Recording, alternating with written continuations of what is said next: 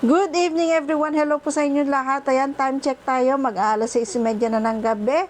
At andito pa rin kami ni Mister sa grocery dahil may pinuntahan kami kanina. Kaya dumaan na kami dito sa grocery bago kami umuwi para mamili ng aming paninda. At para rin syempre makita kung paano mamili yung aking asawa dahil alam niyo po bang ang asawa ko ang namimili ng aming paninda. Ako lang yung taga-salansan. Ako lang yung taga-ayos doon sa aming mga lalagyan. So ngayon, gusto ko makita kung paano siya mamili kasi magkaiba po kami ng style sa pamimili. Ang style kasi ni Mister, hindi isang grocery lang yung pupuntahan niya. Kung ano yung alam niyang mura sa isang grocery, pupunta siya doon. Lilipat na naman sa kabilang grocery, lilipat na naman sa kabilang grocery.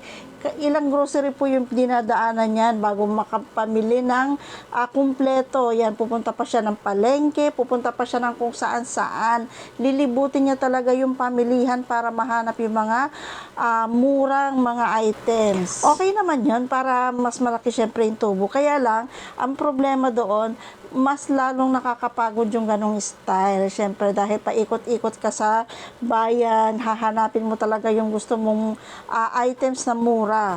Ang style ko naman, ililista ko lahat yung aking bibilihin. Isang grocery lang yung pupuntahan ko para hindi ako napapagod sa pamimili.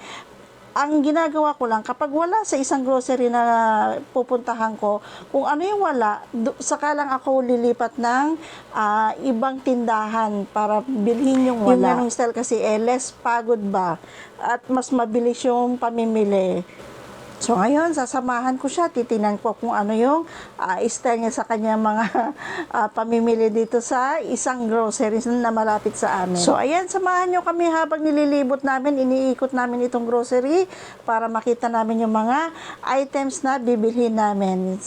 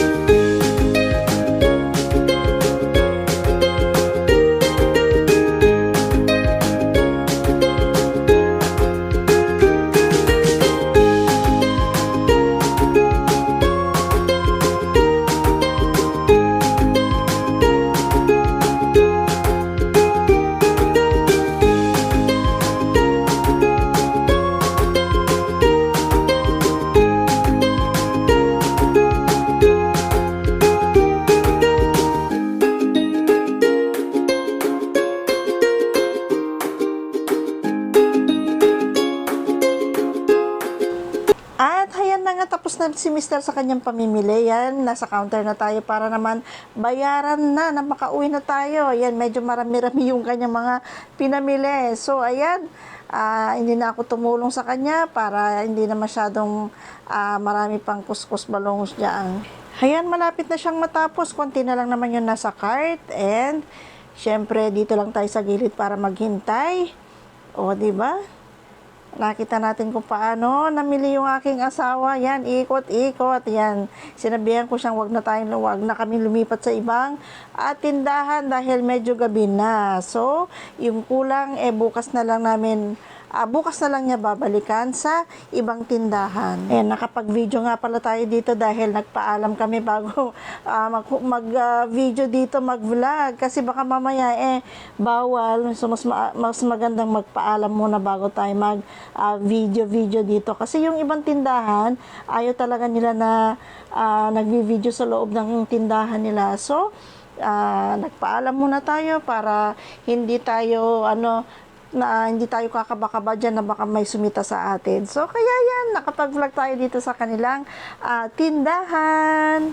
Ayan na nga, tapos na. Nandito na ako sa labas para hintayin si Mister at syempre yung pinamili. Kasi kinuha pa niya yung sasakyan doon para maikarga na yung mga pinamili namin. O, diba? Madilim-dilim na talaga. So, ayan, idadali na lang nung mga tauhan doon sa loob ng tindahan para ilabas yung aming pinamili at maisakay na sa aming sasakyan. Ayan, good evening. Nandito na tayo sa bahay at ito na yung mga pinamili natin. Ayan, hindi pa natin nabubuksan. Maya-maya ng konti bubuksan na natin at magsasalansan na tayo sa lagayan. Ito, meron siya dito 1, 2, 3, 4, 5 kahon. Yan, nabubuksan natin. Ito, kukuha lang ako ng gunting para meron tayong pambukas. And ito na yung ating mga pinamiling chichirya. Ayan, isang malaking kahon ng chichirya. Ayan. Mamaya ilalagay na natin yung sasabitan. At sa isang box naman, ayan, ang iba't ibang alak. Kasi yan ang mabili sa atin ngayon dahil weekends. Ayan, yung ating mga biskuit. Ayan, may alak pa sa ilalim, kape, at mga tissue. Ayan, mga alak pa yun.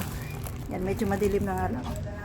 And, ayan, dito, ito, isang box na ng, ayan, gin na 4x4 at yung sa ilalim ay isang box din ng gin na bilog. Dahil yan ang pinakamabili ngayon sa amin. So, ayan, dinamihan na natin yan. So, ayan, yung ating pinamili. Ayan, ganyan kami pagka ganito na malapit na yung sahod at saka weekends. Talagang bumibili kami ng maramihan na. Yan sa ilalim, mga pansit canton.